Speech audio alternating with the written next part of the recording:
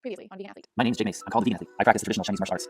This includes Qigong, Kung Fu, and Tai Chi. Born in British Columbia, I live here in the deserts of Arizona for the past 25 years. You've watched me build a thriving and edible desert garden and landscape here on my Vegan Athlete YouTube channel. I believe gardening will change the world for the better, and although my desert garden was thriving and I was getting closer and closer to producing 100% of my own food at home, I decided to change my life and leave the USA forever. My girlfriend Nicole and I sold everything we owned and put the rest in a backpack, then took off to see the world together. Nicole and I are living with a family in Cedeira, a small town of about 7,000 people located in the northwest of Spain. The city of Cedeira would prove to be one of the most beautiful natural landscapes Nicole and I would visit. The city is part of the Spanish community of Galicia, located in the Spanish province of A Coruña. Galicians have a rich human history dating back as far as the Middle Paleolithic period.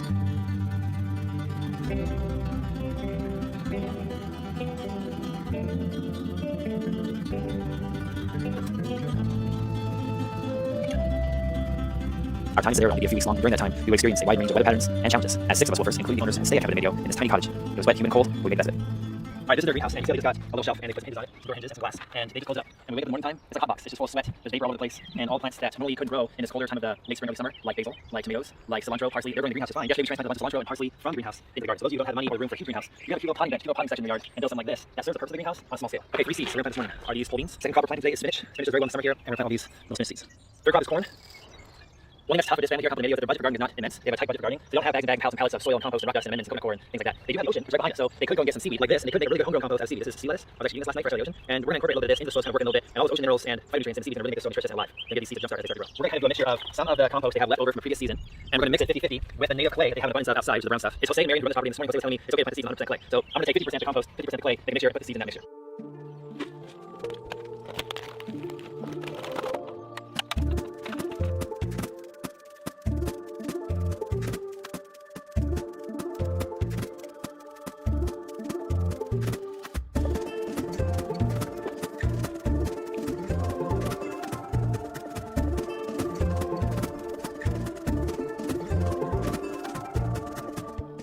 Side note, the clay here is way different than the clay in the Sonoran Desert where I'm from. It doesn't even have residue on my hand. It's like sparkly, almost like it has hints of silver or gold in the clay.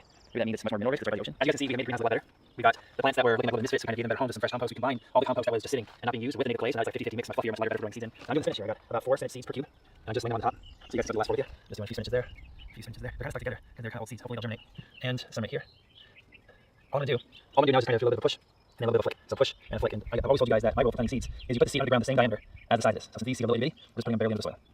I'm gonna finish with spinach seeds and flip it around and show you guys what goes in with corn and beans. I have 2 different types of beans in these 2 trays, and I also got some corn. So the corn I already have it all planted except for these 4. So I'm just gonna just lightly push it down, just a little bit like that, and then cover it over.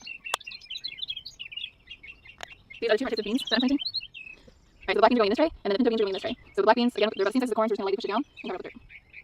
So the pinto beans are going in this one, and just like the corn, but a little bit bigger, so we're just gonna push it down and cover it with dirt.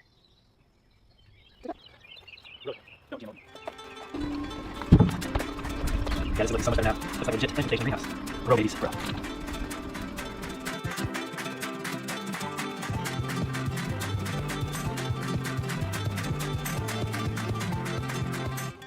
Hey, Arizona's Jake Mace, the Vegan Athlete, here in North Spain, a town called Cedeira. I want you guys to see how easy it is to dig a hole here in North Spain.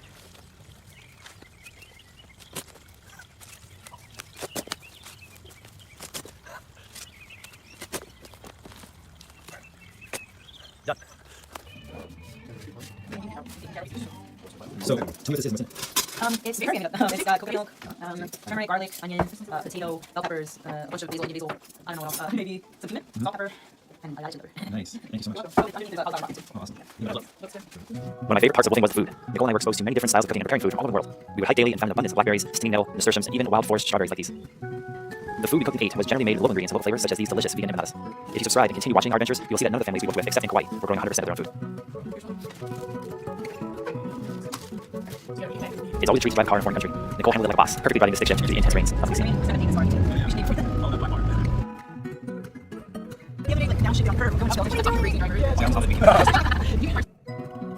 What's your next play, Callow? Do you have any greens? Back on the farm in the middle, the rain poured, seemingly with no end in sight. We did basic farm jobs like weeding, cleaning, planting, dividing, and even tried to build Marion and Jose a new compost pile, which would give them black soil to mix into their garden. I've never been to a place on the planet that rains more than Cedeira. The water was everywhere, in the heavens, on the earth, everywhere in between. Alright guys, little iPhone updates. About 5 days now, and for those entire 5 days it's rained almost 24/7. So the absence of hot days, rain most of the day. We still have germination happening on our seeds. Let's do a little update. Check out the corn first of all. Corn's all up. The beans are up. Oh, in the corn we have more corn that was planted in pretty much 100% clay. This LBC and the clay here in Cedeira. Then right here we have 2 of the little spinach guys that are up right here. Generation life. Good. Jimmy out. If heaven exists, I hope I get to spend even a small part of my eternity in the natural landscape by Cedeira. I want to thank the Wolfing Program for showing me parts of Spain I may never have visited otherwise. On this day, we saw the ruins of the old defense Salvador fort called Castillo de la Concepcion.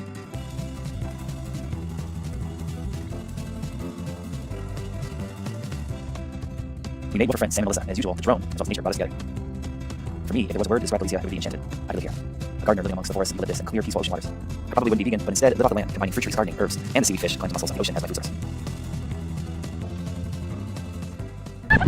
What just happened?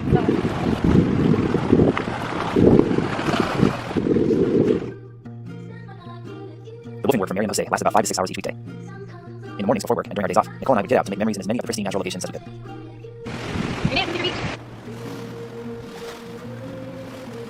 Yes, the water was cold, really cold. I harnessed my inner polar bear in the first swim. There's nothing better for your nervous system and emotional well-being than a good cold ocean swim.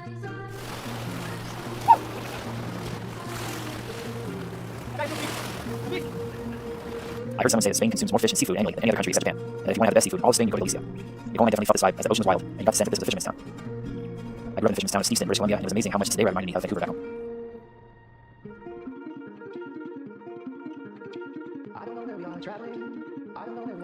On our final day, Nicole and I explored the Castillo de la Concepcion and the Playa de las Sonrisas.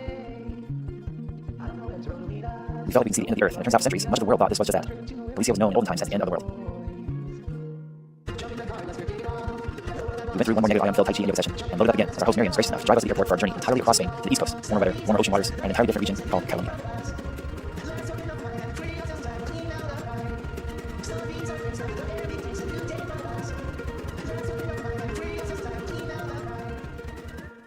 These are called hoyos. They are granaries holding food for cows, pigs, and chickens, typically seen in the northwest Iberian Peninsula. Built in wood or stone, raised from the ground by pillars, ending with flat support stones called staple stones, given access by rodents and water damage. Ventilations allowed by the slits in the walls, and these hoyos were found everywhere around Cedera, and for me, became the symbol of humanity in Galicia. The rain poured again as we made our way to A Coruña. We found a cute little health food store with vegan essentials, and loaded on a plane for the trip to Barcelona.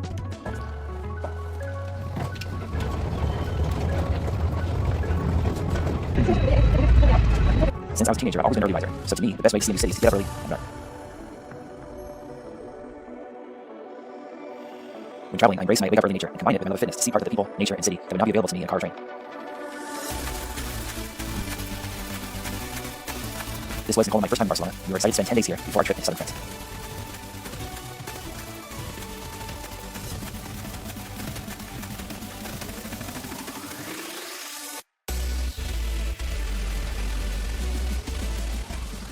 If Madrid was a New York City or Manhattan of Spain, then Barcelona was LA. The weather was warmer and drier than Cedera, which we needed, but our bodies and clothes were so cold and moldy.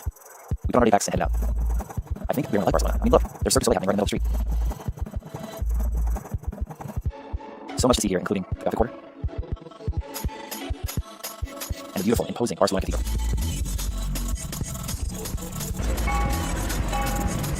One of my favorite parts of Barcelona were the alleyways. Each had a unique character.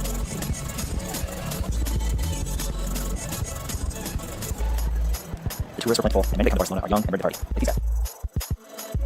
Do it, ready? Get it. You guys are on YouTube. Go for it. Yes, wait. Yeah. Okay. One, two, three, four. Yeah. Like a million? Adios. Barcelona is the capital and largest city of Catalonia. Catalonia is an autonomous region of Spain. They have their own language, history, and culture, but are still under the Spanish crown. The population of about 1.6 million people within the city limits, and about 5 million if you include the entire province of Barcelona. It's the 6th most populous urban area in the European Union, just behind Paris, London, Madrid, and Milan. Currently ranked as Europe's 4th best city for business, it's the fastest improving European city, with growth improved by 17% each year. We would see many sites during our stay, such as the Arenas de Barcelona and Museo Nacional Art de Catalunya. Today we decided to hit the Barcelona beach in the Barceloneta district. The Hotel Vela, or Sail Hotel, was quite the landmark in there. This hotel was meant to look like a sail and built upon reclaimed land from the sea surface during the construction of a new entrance to the Barcelona harbor. I've never in my life seen a more crowded beach. The sand was smooth pebbles, and the water was warm. Nicole and I found some vegan food and a suntan. Hi, Barcelona Beach. Pretty good. Ooh, is that vegan?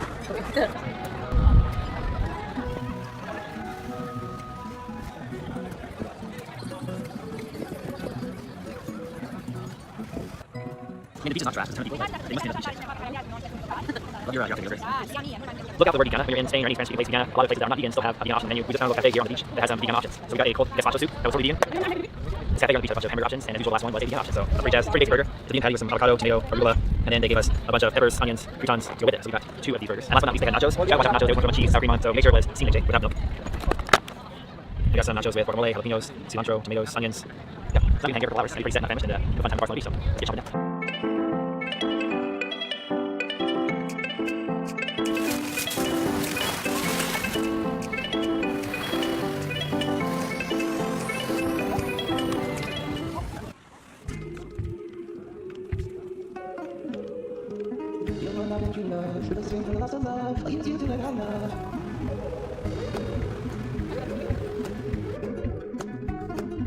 You go down, my road, and the my insides. You say, softly to me, follow me, follow me. The street performers in Barcelona as well as Madrid were world class. We also found an incredible vegan restaurant, Flaxo.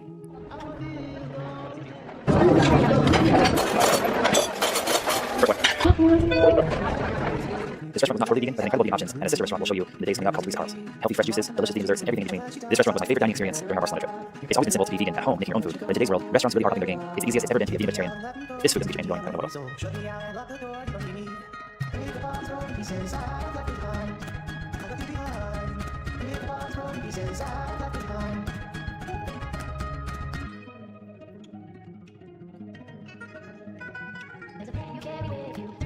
These vegan desserts were a welcome change after our wolfing experience in Sedeira. We took a bunch to go, and definitely consider today a cheat day.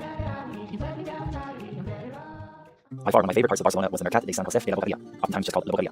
This market has nearly 1,000 years of history. The first mention of the Boqueria market in Barcelona comes from 1217, when tables were installed near the old city gate to sell meat. Traveling to and from the Boqueria each day was a pleasure on the ever-entertaining La Rambla Street. Nicole and I found La Boqueria to be incredibly vegan-friendly, and we visited a few times to stock up on vegan pastries, Mediterranean food, fruits, and veg.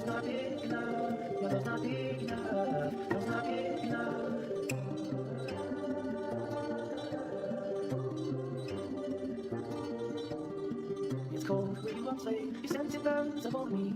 I see your face, my home is now his.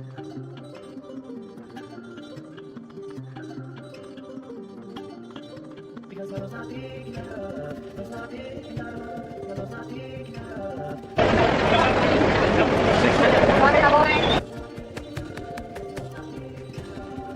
Our trip is scheduled to go on about a year. Barcelona so far is one of our favorite places. We're learning a lot about ourselves and about our relationship, our love. I really enjoy putting together videos like this because they serve as a fun journal I can look back on anytime. If you enjoy coming along the ride with us, please hit the like button, subscribe, click the bell button, and remember I read all the comments below. Our trip is just beginning, and some of the most adventurous and dangerous times of my life are coming.